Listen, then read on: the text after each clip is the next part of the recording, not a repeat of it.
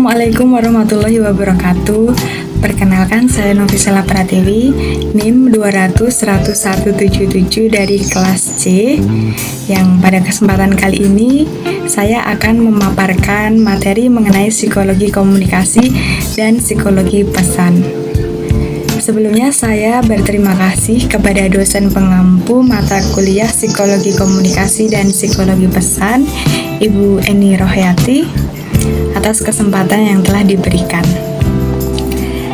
Nah teman-teman, kita mulai membahas yang pertama adalah psikologi komunikator. Aristoteles menyebutkan bahwa he does not communicate what he says, he communicates what he is, yang mempunyai arti sebagai seorang komunikator yang baik tidak hanya menyampaikan pesan, tetapi mengkomunikasikan keadaan diri kita. Nah, Aristoteles juga menyebut karakter komunikator sebagai ethos. Ethos di sini terdiri atas good sense atau pikiran yang baik, good moral atau karakter akhlak yang baik, dan good will atau maksud yang baik. Dan kemudian Hofland dan Weiss juga menyebut bahwa ethos merupakan credibility yang terdiri atas dua unsur, yaitu expertise atau keahlian dan trustworthiness atau dapat dipercaya. Selain itu terdapat juga unsur yang lain seperti atraksi komunikator atau source attractive, dan juga unsur kekuasaan atau source power. Nah, kita lanjut ya teman-teman. Ada faktor-faktor yang mempengaruhi efektivitas komunikator. Ada 3 faktor di sini. Yang pertama adalah kredibilitas, atraksi, dan yang ketiga adalah kekuasaan. Kredibilitas merupakan persepsi komunikan tentang sifat-sifat komunikator. Kredibilitas ini dapat berubah atau diubah bergantung pada topik atau pembahasan dan kondisi. Nah, sebagai contoh adalah ketika ada sebuah webinar yang narasumbernya itu adalah seorang dokter dengan gelar yang sangat kredibel sekali, dengan gelar di luar negeri ya teman-teman. Nah, ketika dokter memberikan materi kepada audiens yang pada umumnya adalah masyarakat biasa, tentu masyarakat menganggap bahwa dokter ini sangat mempunyai kredibilitas yang tinggi. Nah, sedangkan berbeda kondisi jika dokter ini melakukan penyampaian materi di hadapan teman seprofesi. Nah, tentu akan memberikan kesan yang biasa. Nah, seperti itu ya teman-teman gambarannya. Komponen dalam kredibilitas sendiri di dalamnya terdiri atas keahlian dan kepercayaan. Faktor yang kedua adalah atraksi atau daya tarik komunikator. Daya tarik ini berasal dari fisik ya teman-teman, karena kita cenderung menyayangi orang-orang yang tampan dan juga yang cantik, yang memiliki kesamaan dengan kita, dan juga memiliki kemampuan yang lebih tinggi daripada kita. Untuk faktor yang ketiga adalah kekuasaan. Kekuasaan merupakan kemampuan komunikator yang dapat memaksakan kehendaknya kepada orang lain. Nah, menurut Raven di tahun 1974 terdapat 5 macam kekuasaan. Yang pertama adalah kekuasaan kursif atau cursive power, di mana kekuasaan kursif ini menunjukkan kemampuan komunikator untuk mendatangkan ganjaran atau memberikan hukuman kepada komunikat. Nah, kemudian yang kedua adalah kekuasaan keahlian atau expert kekuasaan yang berasal dari pengetahuan, pengalaman, keterampilan, atau kemampuan yang dimiliki komunikator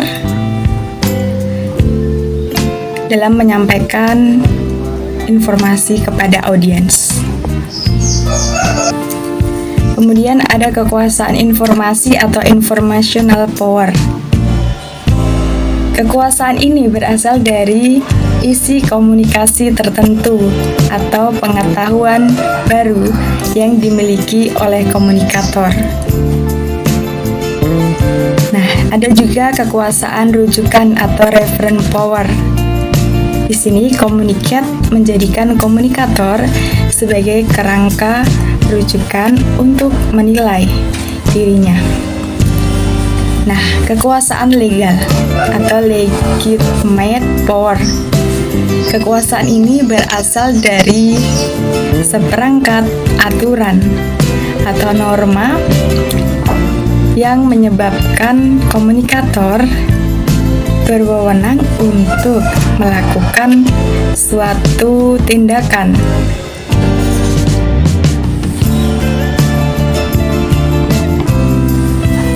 Nah, pada kali ini kita akan membahas mengenai psikologi pesan. Jika kita berbicara mengenai pesan, maka tidak jauh dengan yang namanya bahasa. Bahasa merupakan teknik pengendalian perilaku orang lain sehingga terdapat hubungan antara bahasa dengan persepsi.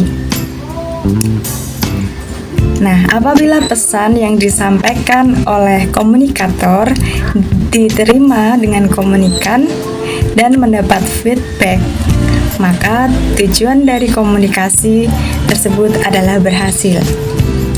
Nah, di dalam bahasa terdapat dua jenis, yaitu bahasa verbal atau linguistik dan bahasa nonverbal atau paralinguistik. Nama lainnya juga ekstralinguistik. Nah, unsur tata bahasa itu seperti apa? Menurut George A. Mailer mengatakan, untuk mampu menggunakan bahasa tertentu harus menguasai 5 pengetahuan bahasa. Yang pertama adalah mempunyai informasi fonologis tentang bunyi-bunyi dalam bahasa. Yang kedua, mempunyai pengetahuan sintaksis tentang cara pembentukan kalimat. Yang ketiga, mengetahui arti kata atau gabungan kata. Yang keempat, memahami dunia yang dibicarakan. Dan yang terakhir, yang kelima, mempunyai kepercayaan menilai apa yang didengar. Nah, bahasa dan proses berpikir. Bahasa juga mempengaruhi proses berpikir teman-teman. Bagaimana komunikan memberikan persepsi mereka ketika komunikator memberikan pesan atau informasi. Sebagai contoh adalah ada kalimat yang mengatakan, saya menemukan buku-buku kuno tentang raja yang dimakan rayap. Mungkin dari kata di atas bisa jadi persepsi seperti ini ya teman-teman. Raja yang dimakan rayap. Akan tetapi terdapat konsep bahwa rayap tidak mungkin memakan manusia. Nah, seperti itu persepsi yang baik, yang benar. Nah, kemudian ada teori Principle of Linguistic Relativity. Bahasa itu menyebabkan kita memandang realitas sosial dengan cara tertentu. Pandangan kita tentang dunia dibentuk oleh bahasa.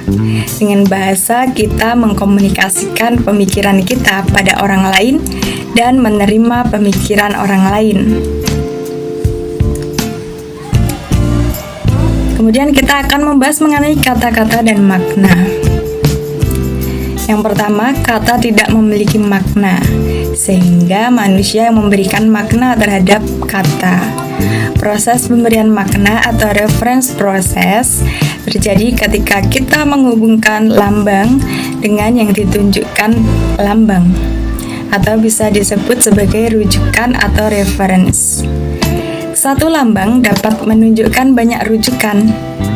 Yang kedua adalah makna universal, objek, pikiran, konsep yang dituju pada kata. Yang ketiga adalah makna signifikan, berhubungan dengan konsep lain.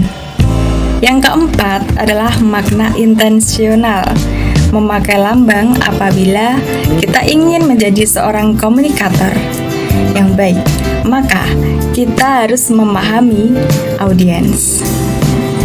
Bagaimana bahasanya, menggunakan bahasa seperti apa, sehingga mendapat persepsi yang sama antara komunikator dan audiens. Yang kedua, kita akan membahas tentang pesan nonverbal. Pesan nonverbal ini sangat efektif dan penting ya teman-teman, karena mengungkapkan gagasan melalui kontak mata, isyarat, simbol-simbol, penekanan, kualitas suara, dan gaya bahasa. Pesan nonverbal bisa dilihat dari gestur atau mimik wajah. Kita tidak bisa berbohong karena muncul dari kontrol kesadaran diri kita. Walaupun berkomunikasi secara verbal dengan kata-kata, tetapi mimik wajah dan juga gestur tidak bisa berbohong teman-teman. Nah, fungsi dari pesan nonverbal sebagai repetisi atau mengulang kembali gagasan yang sudah dijadikan secara verbal. Kemudian substitusi, mengganti lambang-lambang verbal. Kemudian ada juga kontradiksi, menolak pesan verbal atau memberikan makna yang lain terhadap pesan verbal. Komplemen, melengkapi makna pesan verbal. Aksentuasi atau menegaskan pesan verbal. Nah, pesan verbal ini sangat penting untuk menentukan makna dalam komunikasi interpersonal, dan juga dalam pesan verbal ini perasaan dan emosi lebih cermat disampaikan lewat pesan nonverbal. Nah, pesan nonverbal menyampaikan makna dan maksud relatif bebas dari distorsi dan kerancuan.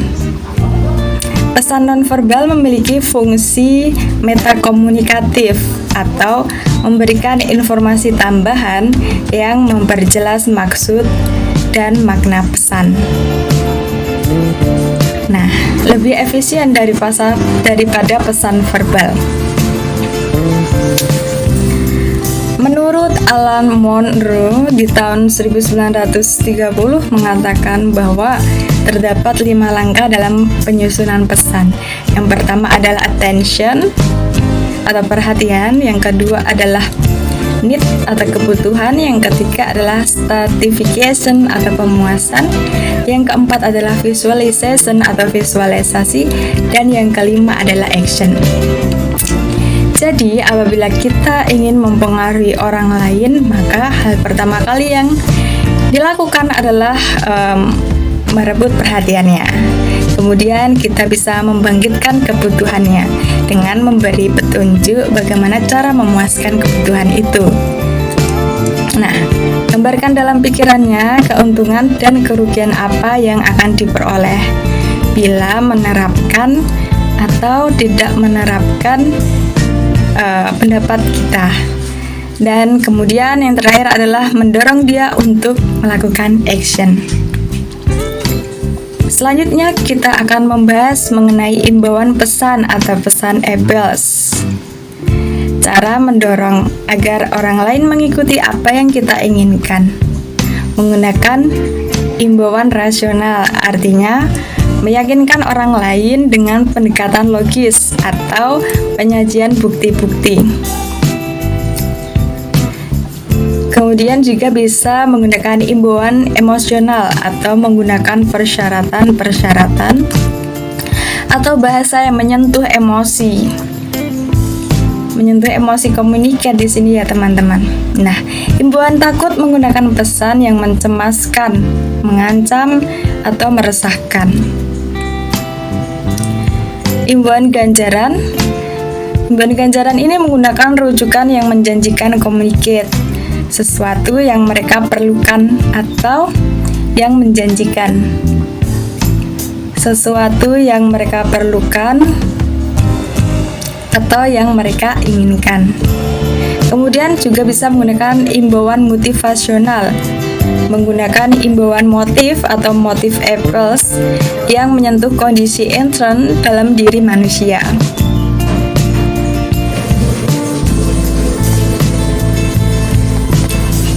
Nah, sekian pemaparan materi dari saya.